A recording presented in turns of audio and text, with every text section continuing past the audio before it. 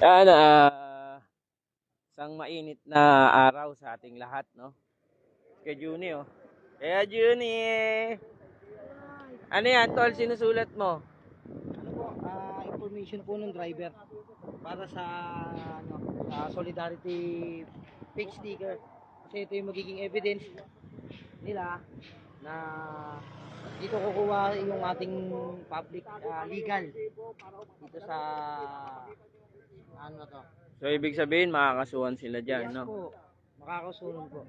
Kasi falsification of public documents yan. Yes po. So yung ating mga tropa na nagtitiket, so maatin po sila ng hearing. Yan sa ano natin. Tulad nito ni Sir, yung nahuli nyo is OFW siya, paalis na siya. So, ang kumuha ng sticker niya, tiyuin niya, hindi niya alam. Yun.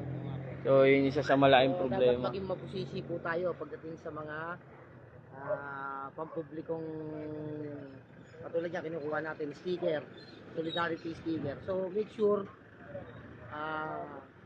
i-check natin kung legit yung legitimacy niya, kung tunay po. Check po natin. Tsaka may ano, di ba? May RFID.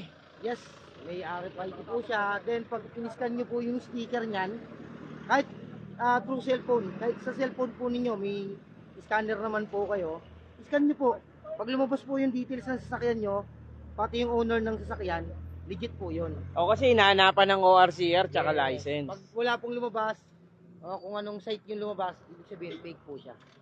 So, ganun lang po siya kadali ma-identify. Ayun, maraming salamat. At syempre, pa-like and share po. Pa-heart naman, pa-heart ng ating live today. Tapos syempre, paano po, pa-share ako, pa-share.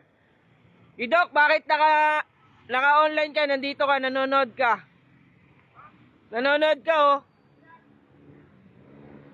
Anak mo, ay shoutout, ito daddy mo, oh.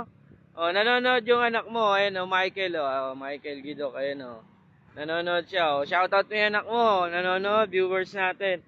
So, pa-share naman po ako ng live natin. Ayan, at syempre, ang ating mga tropa nandirito na mga masisipag, kasama ni OIC.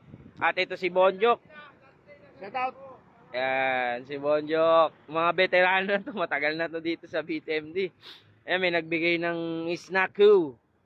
Ayan, matagal na yan si Bonjok. Bonjok, ano yung mga pwedeng bigyan ng solidarity sticker? Anong klaseng mga sasakyan lang ang pwede? Private? Private at saka Mga L3?